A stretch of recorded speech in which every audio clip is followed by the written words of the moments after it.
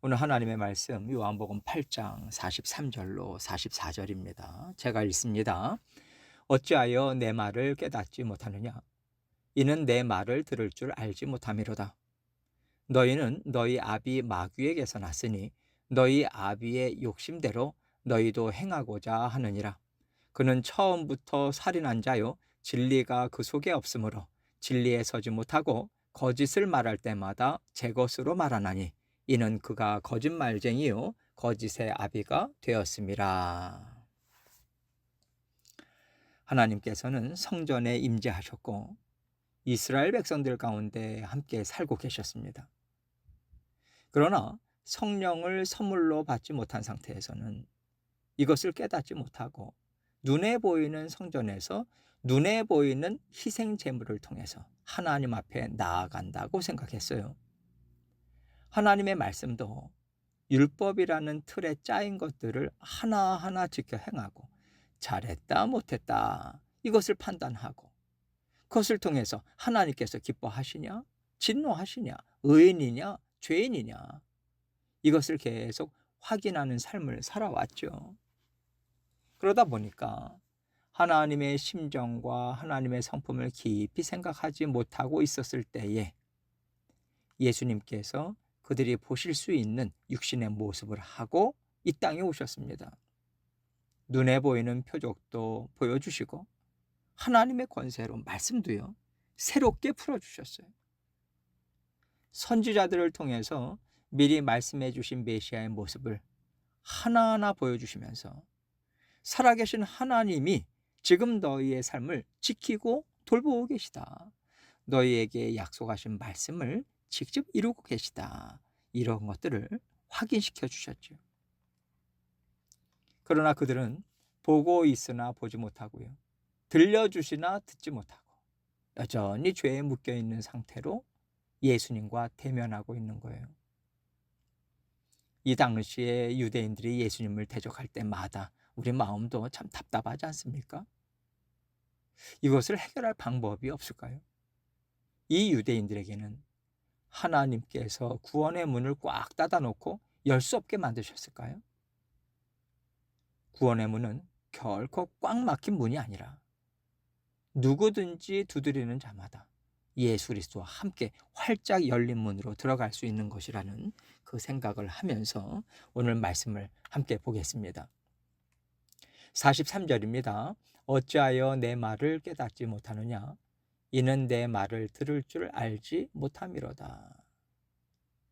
예수님께서 지금 모든 것을 다 들어 사용하시면서 메시아임을 알려주고 계신데 이들은 도무지 꿈쩍도 안 해요.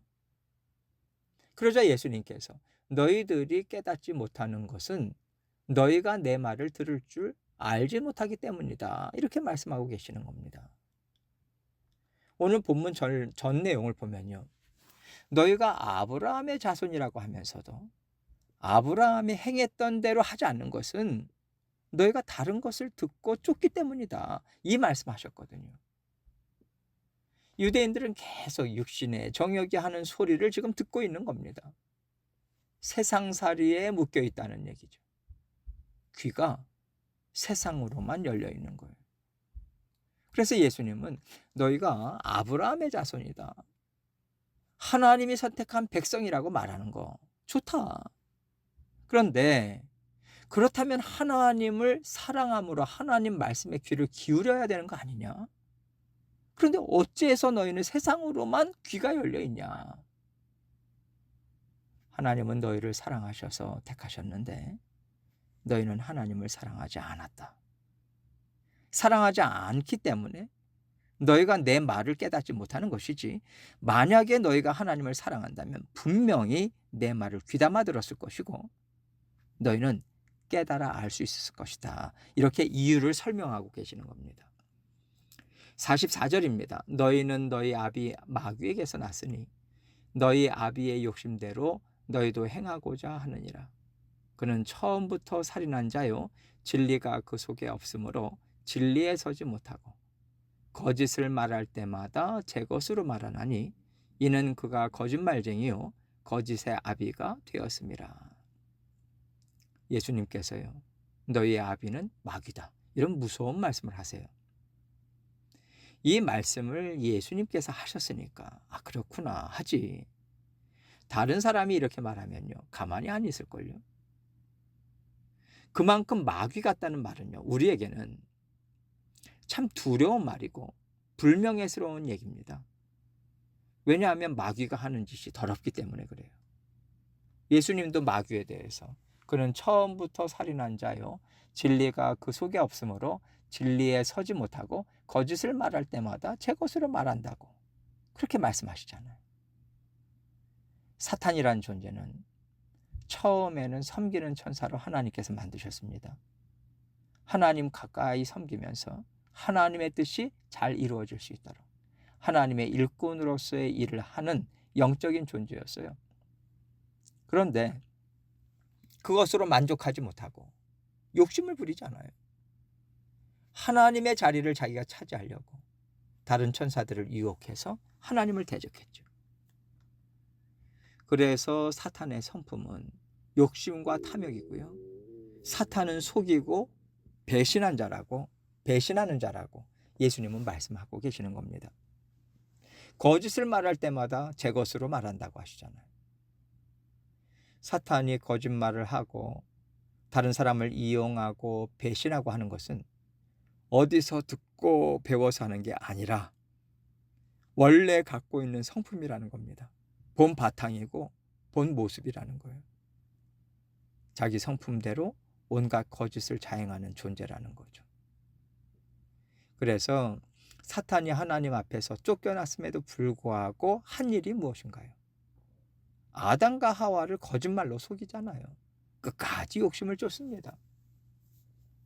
내가 하늘에서는 하나님을 대적해서 하나님 자리를 뺏지 못했지만 이 땅에서는 하나님의 피조물들을 망가뜨리고 내 나라 만들어서 하나님 대적하면서 다시 일어서겠다. 이 끊임없는 탐욕을 쫓는 거예요. 그래서 아담과 하와의 영을 죽게 만든 거죠. 이것을 총체적으로 보면요, 마귀라고 하는 존재는 자기가 원하는 것을 얻기 위해서 속이고 죽이고 넘어뜨리는 것을 아무렇지도 않게 하는 본성을 갖고 있는 존재라고 예수님은 그 마귀의 정체를 드러내고 계십니다. 지금 왜 예수님께서 이 얘기를 유대인들에게 하시겠어요? 너희가 하는 짓이 그렇지 않냐? 너희가 지금 마음에 품고 있는 것이나 하는 행동이 사탄의 성품과 똑같지 않냐? 이 말씀을 하는 거죠. 그들의 욕심 때문에 지금 하나님을 대적하고 있고요. 하나님이 보내주신 메시아를 잡아 죽이려고 하고 있잖아요. 예수님을 잡아 죽이기 위해서 무엇을 합니까? 백성들을 거짓말로 현혹시키고 있어요. 자신들의 욕심을 이룰 수 있도록 그들을 속이는 일을 하고 있잖아요. 예수님을 죽이고 온 인류를 다 죽이기 위한 일을 대대적으로 벌이고 있는 겁니다. 예수님은요, 유대인들을 향해서 너희가 그 사실을 알고 있냐? 이 말씀하시는 거예요. 예수님께서 이는 그가 거짓말쟁이요 거짓의 아비가 되었다고 말씀하세요. 누구든지 자기 욕심대로 살고 싶어서 하나님을 대적하고 하나님의 백성들에게 거짓말을 하고 하나님 나라를 흔들고 회방 놓고 구원의 복음에 세상의 것, 자신의 욕심을 섞는 자들은 거짓말쟁이인 마귀로부터 나왔다는 말씀입니다. 그러니 이들에게 진리의 말씀이 있겠습니까? 말씀을 빼앗긴 사람들이고 말씀을 버린 사람들인 거예요. 그러면 이 말씀을 그 당시 유대인들에게만 주시는 거겠습니까? 오늘을 살아가는 우리에게도 주시는 말씀이죠. 우리 귀도 세상으로 많이 열려 있잖아요. 잘 먹고 잘 입고 멋있게 사는 것에 관심이 없다고 생각했는데 세상의 것 때문에 마음 상할 때 있잖아요. 세상의 것을 들으면서 마음이 혹할 때도 있거든요. 또 우리가 형제 자매 성도 간의 교제 가운데 욕심 부릴 때가 없을까요? 언제나 십자가의 보혈만을 바라보면서 말하고 행동하고 내 의견을 내고 있습니까? 내가 말하고 행동할 때 나에게 돌아올 유익이 없어야 돼요. 그 안에 내가 받을 유익이 들어있다면, 혹시 내가 이것 때문에, 이거 갖고 싶어서, 이거 누리고 싶어서 내가 하나님의 이름을 빌어서 이런 말을 하는 건 아닐까? 이런 감정이 올라오는 건 아닐까? 의심해야 되고요. 하나님 앞에서 나 자신을 면밀히 살펴야 돼요. 우리 모두는 완전한 사람이 아니기 때문에 이것은 예외 없이 누구나 다 살펴야 되는 마음입니다. 그래서 공동체의 삶을 살게 하신 것이 정말 감사하고 귀한 거라고 생각합니다. 혼자 믿음 생활하면요, 이렇게 훈련할 기회가 없잖아요. 내가 나 자신을 알 수가 없거든요. 피곤하고 스트레스 받는다고 공동체와 멀어 떨어져서 조용히 믿음 생활하겠다는 것은요, 자기 얘기만 듣고 자기 주장만 펼치면서 살겠다는 거나 마찬가지입니다. 공동체 안에 들어와야 다른 사람의 말도 듣기도 하고요. 싫어도 끌려가기도 하고요. 그러면서 내 속에 있는 것들이 자꾸만 희석되고 뽑혀나가고 새로워지는 역사가 우리 가운데 있을 수 있어요. 하나님께서는 예수 그리스도의 몸이 되라고 함께 성찬식을 하면서 서로 어우러지라고 말씀을 하십니다. 나를 살리고 다른 성도들을 살리고 하나님 나라를 건강하게 살리기 위해서 우리는 함께 모이고 함께 어우러져야 하는 거예요. 물론 스트레스 받습니다. 그러나 스트레스를 다스리고 풀어가는 방법을 그 가운데서 우리는 하나님의 지혜와 은혜로 발견하게 돼요.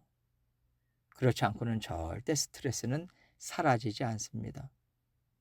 그것을 예수 그리스도와 함께하는 성도들과 함께 찾으시고 하나님 나라를 이루어가는 과정을 통해서 우리의 삶의 문제도 풀어나가는 은혜를 체험하는 저와 여러분이 되시기를 주님의 이름으로 축원합니다.